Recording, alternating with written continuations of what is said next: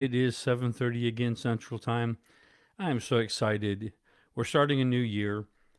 I have a question for you. What is success? We're looking at starting all our New Year's resolutions, and I talk to so many people who tell me generically they just want to be successful. But what is success? It is individual. We will get to that in time. But ultimately, humanity has to have a 50,000 foot view of what success is. And in John 17:4, Jesus gave us a definition of success. He's talking to Father God. He says, Father, I have glorified you on this earth. I have finished the work you gave me to do. Ultimately, that's success, is doing what you were created to do. If you were created to sing, you should be singing, even if nobody's listening. If you were created to write, you should write, even if nobody's reading it. If you are a musician, you should be playing that instrument, even if no one wants to hear you play. If you do what you were created to do, if you live your life in such a way that you could say, I'll hear the Lord at the end of my days say to me, well done, thou good and faithful servant, then you've lived a successful life. What good would it do to be a millionaire only to find out you should have been a missionary instead? You may have made lots of money, but you missed your calling. You missed what it is God had for you to do. So the question is, what is success? Success is knowing I'm doing what I was created to do. Too many people have taken a job that pays the bills, but it doesn't bring them joy. It doesn't fulfill their need. It doesn't call out of them what they were created to do. Like I said earlier, maybe they should be singing, and instead they're waiting tables. I do know there's a place in Branson where you can do both, serve tables and sing. And it's a very good place to eat, by the way. And we enjoy ourselves every time we go.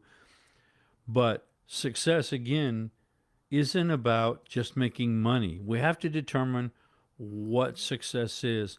And I will tell you unashamedly, success is the byproduct of doing the right thing.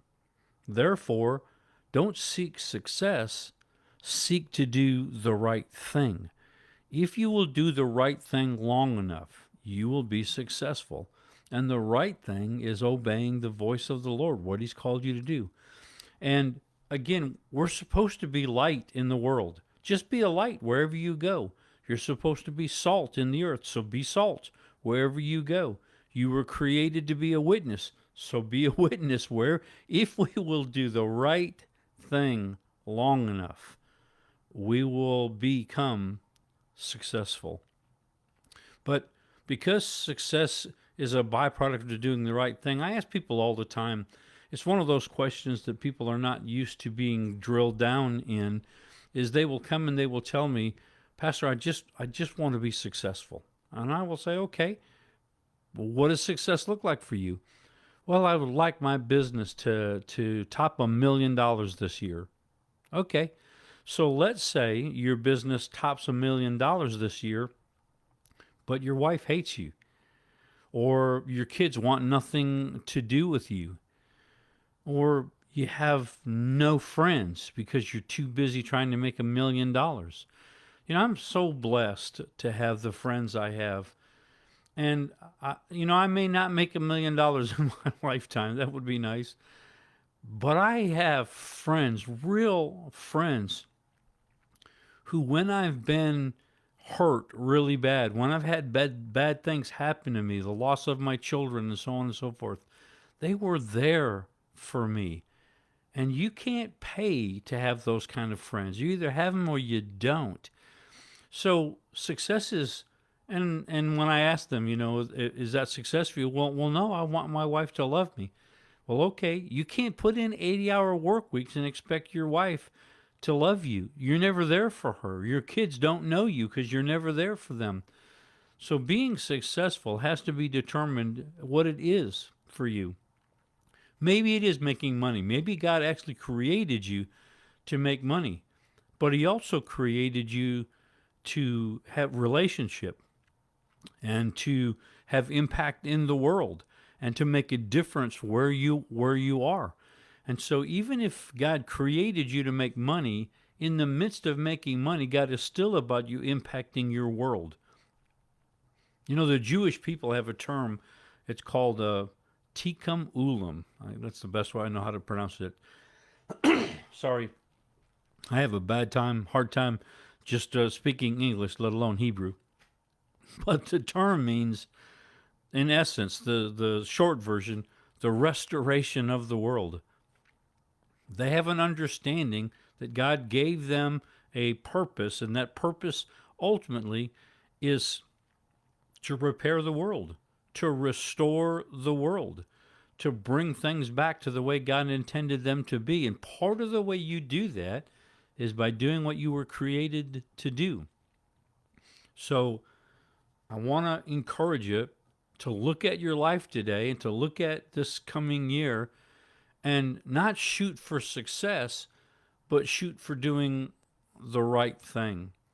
You know, if you're working 80-hour work weeks, your health probably is suffering because of it. You don't sleep well, you don't eat well. Your body is paying the price for you not doing the right thing. For some of you, bless your heart, you need to take some days off. You need to find out what Sabbath rest is really all about and realize it's not about sleeping, it's about trusting God and resting in His ability to provide. Most people are unhealthy because they're working so hard to be successful that they're not being successful. They're not enjoying the life God gave them. They're not resting in peace. They're not building good relationships. They're not having positive impact on the people around them.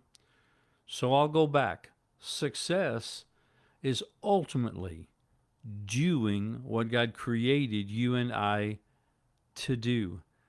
So today, as you step out into your world, ask yourself, am I doing what God created me to do? Am I being light in the darkness? Am I being salt in the blandness? Am I being a witness to what God is doing and has done in my life? Now, you may not be perfect, and the odds are you're not, but you're being worked on. You're a work in process. And so while you may not be perfect, truth is still truth. And what God has done in your life, people need to hear about. You know, Revelation says we overcame the enemy of our soul, the wicked one, by the blood of the Lamb, the word of our testimony, and not loving our life so much, but loving the life that God has for us more. And so your testimony matters. God having stepped in and taken you out of drugs is a testimony other people need to hear. That's why I share what God did for me. Your marriage, maybe God restored your marriage. That's what He did for me. People need to hear that.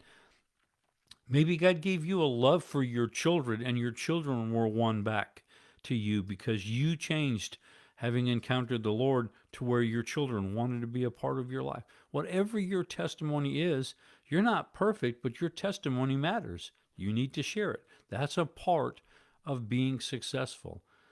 Maybe we need to go back to the simplicity of you just asking the question, what do you need to do to hear the Lord say to you at the end of your days, well done?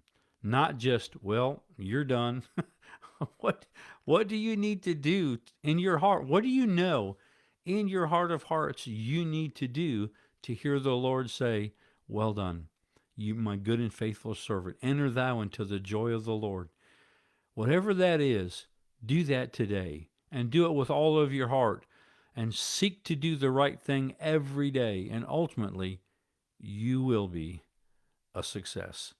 I'm going to say hi to a few folks on my way out, some faithful individuals. Heather, Karen, Bobby, Mary Lou, thank you all so much for being just patient and loving me and continuing to watch and share. Karen, Carol, Rick, Chris, Lauren, Susan, Lorena, bless you all so much. Love you guys. Look forward to seeing you next Monday. Have a great year. Start out by having a great day.